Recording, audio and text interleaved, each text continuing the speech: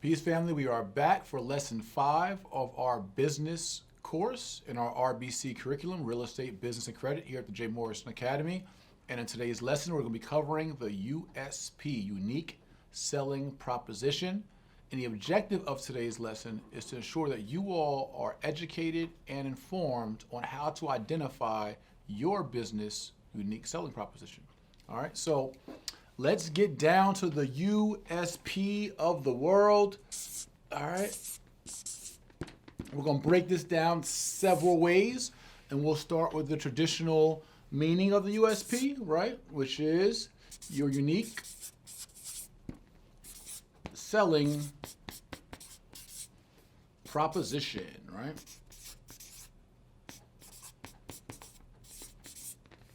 So, your unique selling proposition is what you offer as a business owner with your product, good, or service, how that service is different than the marketplace, right? So we talked about in our previous course how to research our competitors and what they do well.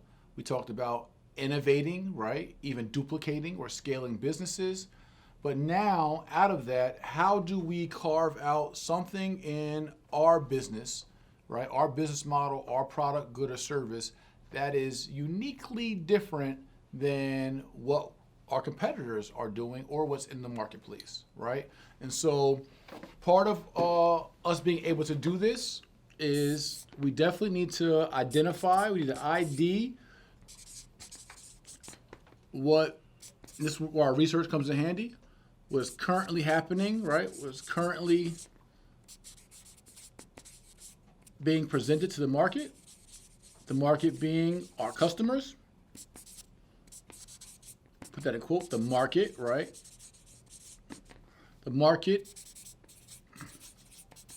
equaling our customer base. And so there's going to be some questions we have to ask ourselves into how do we ensure this proposition is proper and is effective and is alluring or attractive to our customer base. So some of the key things that we consider is price point.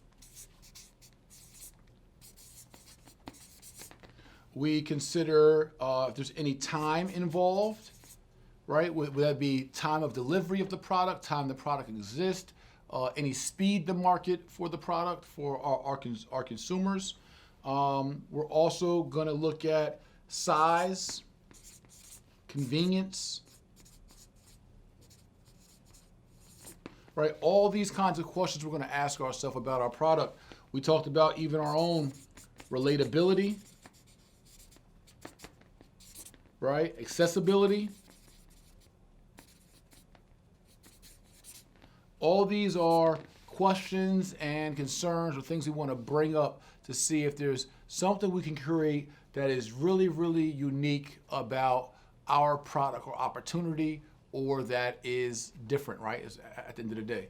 So there's another cool way as we dive into some of these questions to think about in our unique selling proposition is we're going to look at some other types of USPs that also challenge us to really think about, again, our business as a whole. So the USP is just not for specifically the product, good, or service, but also just for your business and organization as a whole, right? And so some of the USPs that we've additionally want to present to you all, some spin-offs, but that make you really think about this question is the unusual, special,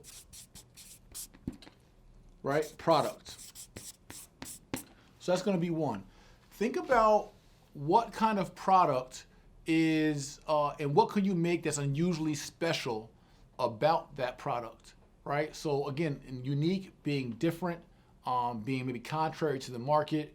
If it's, whether it's a workshop, whether it's a class, whether it's a book, right? Now, anyone can just write a book, but now does your book have within its contents a way in which you can select how you want to end the book, where it has those kind of open endings to it. That would make it kind of unique. Is your book a size of the book, a pocket style book? Does your book come with an audio book? Is your book uniquely priced, right, with this particular product? Now, uniquely priced does not always mean discounted. Uniquely priced can also mean exclusive. So is your book a $1 book or is your book a $101 book? That makes it unique and different. So don't always think discount when it comes to unique or unusual in regards to that product, right? So that kind of gets us a little bit to our other version of USP. So we're going to look at multiple versions of the USP today. And that is that unusual or special price, right? And that could be for, again, a product, service, or good. So is your price to enter a $1? Is there a group discount for the book? Or is there, again, an exclusive ticket or cost to it that separates who your customer base is? All these things are going to be also dictated by your market research and your market study. So if you know that your demographic, or what is called your client avatar, is someone that, makes over $250,000 a year, is looking for exclusivity or looking for a premium or premier product, then you want to make sure that you price it in a way that is attractive to that person, which is why we also talked about that unique location for your business, right? So we talk about also USP is a unique unique and special place, right? So unique and special place is the location of your business. Does that location fit your clientele, your client avatar, or the business you're doing business? Or the placement of your business or product or service or good online, on your website, right? What is unique about that placement, or in ads, or in the store on shelves? You may say, hey, look, my product needs to sit in the front of the store, in front of aisle 12, right? And so it's always about drilling down how unique, how unusual, how special can you holistically, in a 360 way, be able to carve out your product and present your product to the world, right? And so in addition to that, as we look at different products, services, and goods, an unusual or special program. As some of your products, services, and goods will be revolved around different types of organizations, different kinds of programs, or you creating a program, right? That's the great part about innovating as an entrepreneur, is that we can take something that was simply an individual transaction, right? Just, hey, you come to my store, for instance, let's take most of our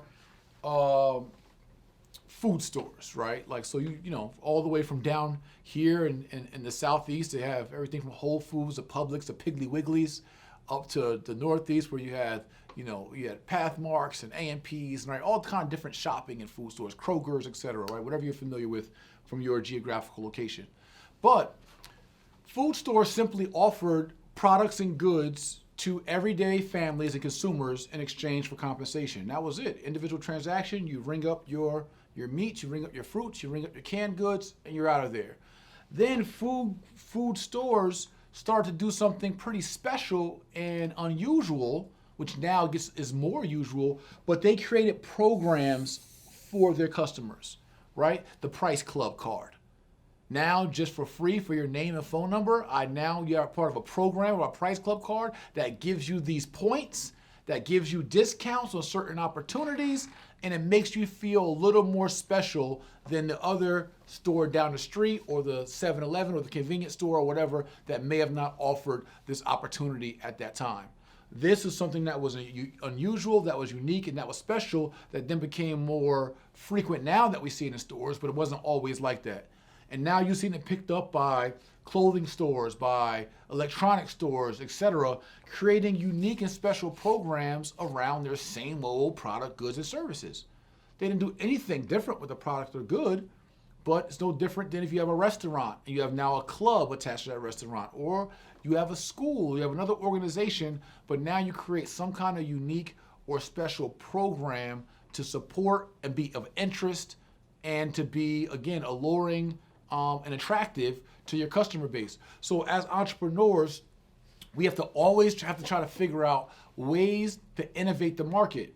Now, as I mentioned, copycatting is not a bad thing here. Duplicating is not a bad thing here. So I'm sure when the first restaurant came up with the customer, store card, or first convenience store or first food store came up with the customer store card, others were like, oh snap, this is a pretty good idea. What do? We got to create a model and version of our own. And then they went and duplicated their other models. And then that went throughout the country to where now it's an everyday thing to be able to get these discount cards. Back in the 80s when I grew up, before discount cards were really introduced, you were cutting out coupons in the Sunday paper. And then they innovated to find a more convenient way to give customers those same coupons and discounts to allow them to come through the stores, but to do it in a way where they feel unique and special as a customer, which also elevated them and made them, again, feel a little different than the average person, right, that was there, which gets into our other USP. Unique, right, and special, or unusual and special.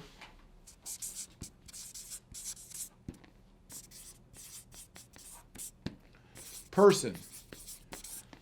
How can you make the individuals, your constituents, your customer base, right? How can you make them feel more unique and special as a person, right?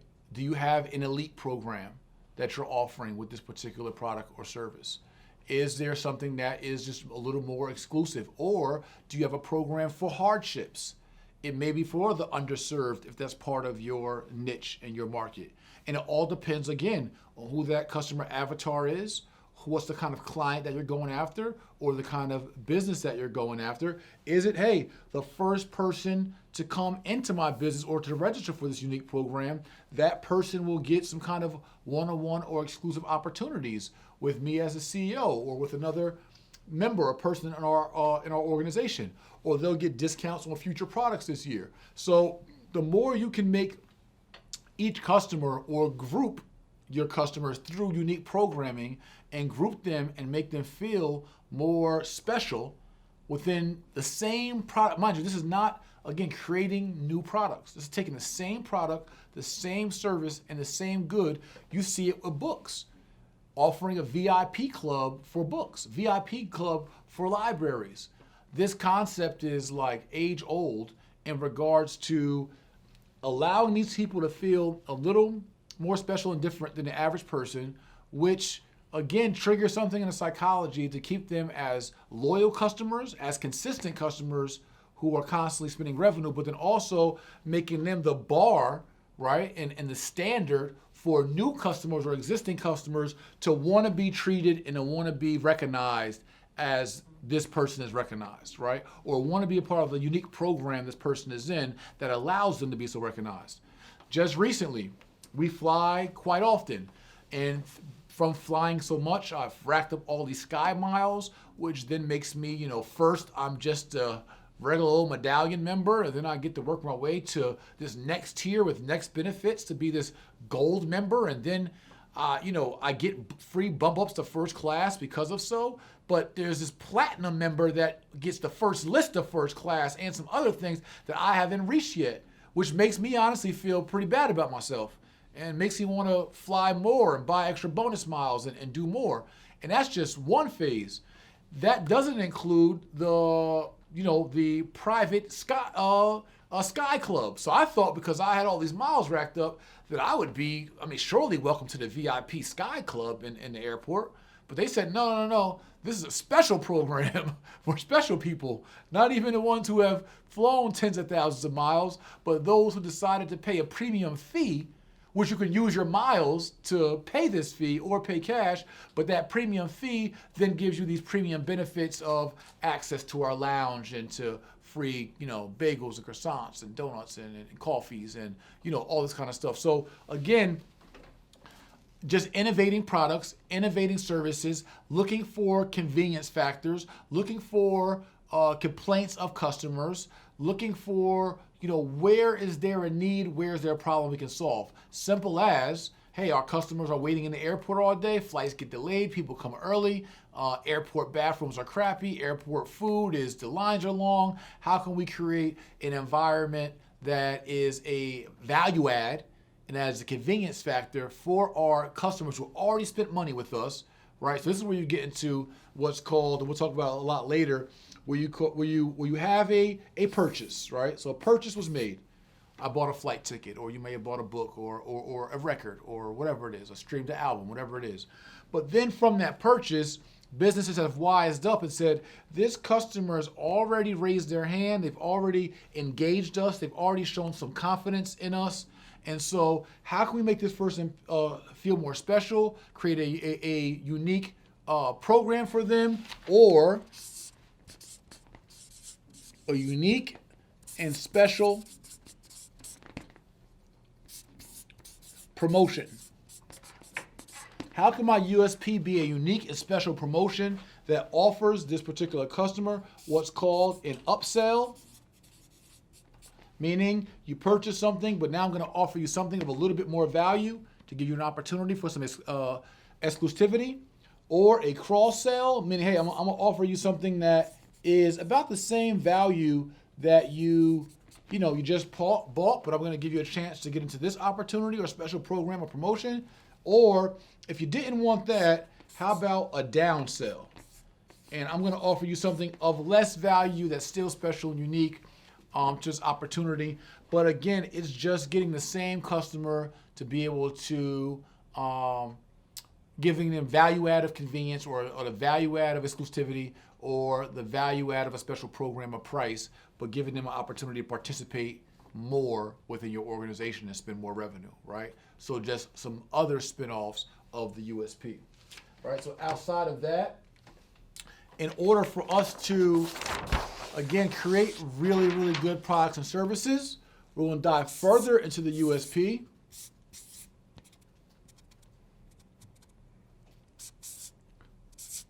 And we're going to look at unusual and special problems. Really looking at niche and unusual problems that our product, good, service, or our business organization can solve. So looking at where there are changes in the world, changes in the economy, changes in culture, changes wherever it might be, or where things have not changed and need innovative change in order for these problems to be solved. As entrepreneurs, I look at us, right? Our profession is that of professional problem solvers. I got it. Yep. So, for me, that's why I always say that's why I get paid the big bucks.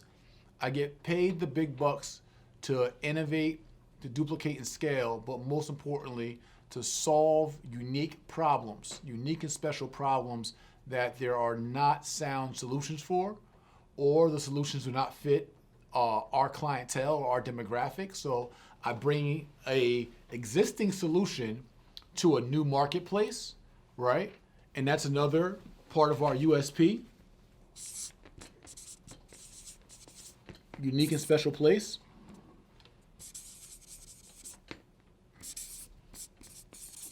So we bring a unique solution to a unique problem to a unique and special marketplace. And that could be your demographic based on age, race, religion, finance, educational background, gender, whatever that is. And now, so there may be something that's working really, really, really well for men, right? An education base or a lotion or a whatever. It might be a book, a service, good, that works well within, just say, a men's demographic. And then as a problem solver, you see that women have a unique need and kind of a similar need as the men. And so you may be able to innovate and bring the same solution without even creating the solution, but duplicate and innovate it into a new marketplace where now you're offering it to women. Or it may be something that's found more in one ethnic community that works well for ethnic community, but now you bring that same music, that same product, that same service, that same education, that same course, that same program to a whole new community or ethnicity or race. And now you're again innovating, duplicating, and you're scaling into a new market. So there's no reason so all this is again part of a core ideology, philosophy, and tactical skills about how to create a unique selling proposition for your business. You got to be able to think backwards. So if I were to give you some practical instruction on it, on creating this USP, the first thing I'm going to think of is I'm going to look at where can I work backwards, right?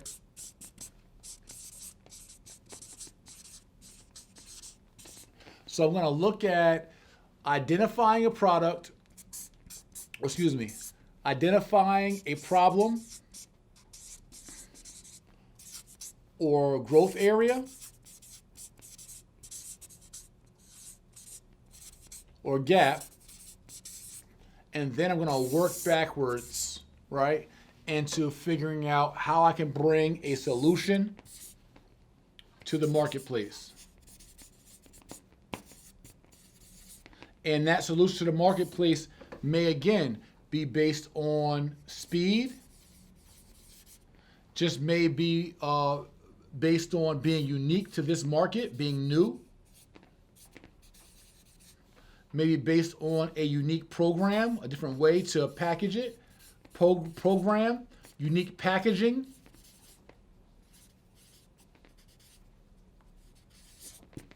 And also sometimes you can bring the same product to a different market or the same product to the same market, but when we talked about that unique and special or unusual and special person, sometimes it's about putting a different face on the same product.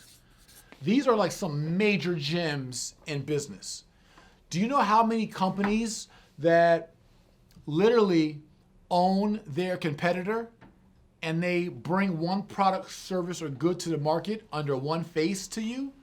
And then they own the competing company under different packaging, a different face, maybe a smaller or more expensive price point, but either one you go to, it's still them. It's still the same company. And that's again, a prime example of how innovative you can be in the marketplace and where it shows that there's always room for growth and scalability. Is that you can simply create your competition by uniquely packaging a unique program, adding a unique person or face to that business or that opportunity or that good or that service, and now you bring it to the marketplace, and now the marketplace pays you and you're able to make more money. So whenever you're looking at, again, for every single one of us and every single one of you, I do it in every single business that we create. One of the first things you should do after you build your business model or as you're building your business model and going into your business plan is to look at what is unique and special or unusual and special about my business, about my product, my good, my service. Sometimes you'll find some businesses that are minority business enterprises, which are called MBEs. And that is for those of it's here in America anyway, those who are of Black or brown or woman or other ethnicities outside of, I guess, for most cases, white males, that's a majority. But I'm saying folks will sometimes use this as their unique selling proposition is, hey, you know what? I don't do nothing different than them folks over there, but I'm a minority business. And that minority business sometimes comes with certain benefits, right? Tax benefits, grants, right? Or other kind of opportunities or social benefits or PR benefits, public relation benefits, just for marketing and optics. And so sometimes that may be your unique selling proposition is the fact that, hey, I'm or a part of any other association or affiliation.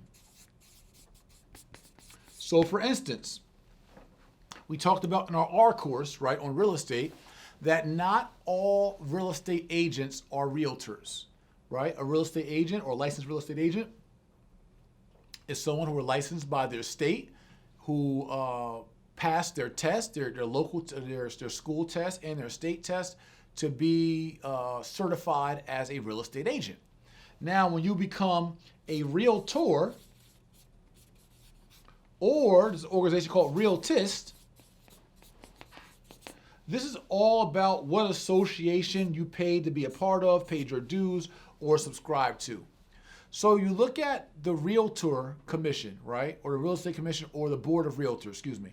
When you look at the Board of Realtors, all they did was took everyday real estate agents and created an organization. They packaged a program that said, hey, these real estate agents over here are backed by us. We're legitimate. We offer these perks, these benefits, these whatever to the consumer. So consumers, you can trust all real estate agents who hold this title and have this R behind their name as realtors. And I'm saying something as simple as that is a business model. It's a multi-million-dollar company, which is just a company of the Realtor Association. And all they've done is package the service of being a credibility piece for real estate agents to go to consumers. Same as the Realtist. The Realtist of America, or National Association of Real Estate Brokers is called NARAB. They found that back in the 50s and 60s, real estate agents were being discriminated against, and Africans in America, or black people, were not getting the same opportunities as their white counterparts. And so this board, or these folks, created an organization called the Board of Realtists, not Realtors. And so this organization, which is called NARAB, the National Association of Real Estate Brokers, actually was the minority version, or the minority black version, of realtors. And so they found a unique niche in the marketplace that, hey, this realtor thing is catching traction. There's families and customers who are simply choosing these real estate agents over others, right? Because these real estate agents are assigned or a part of the Realtor Commission, right? So this agency figured out that customers will support these real estate agents because they're part of the Realtor Commission. Now, finding a unique and special opportunity in the market, the Board of Realtists said, hey, wait, there's a whole demographic that are missing out on this same business model, this same opportunity, this same credibility factor, and this same piece of continuing education and supporting real estate agents, etc. So they said, hey, we don't got to compete with realtors, right?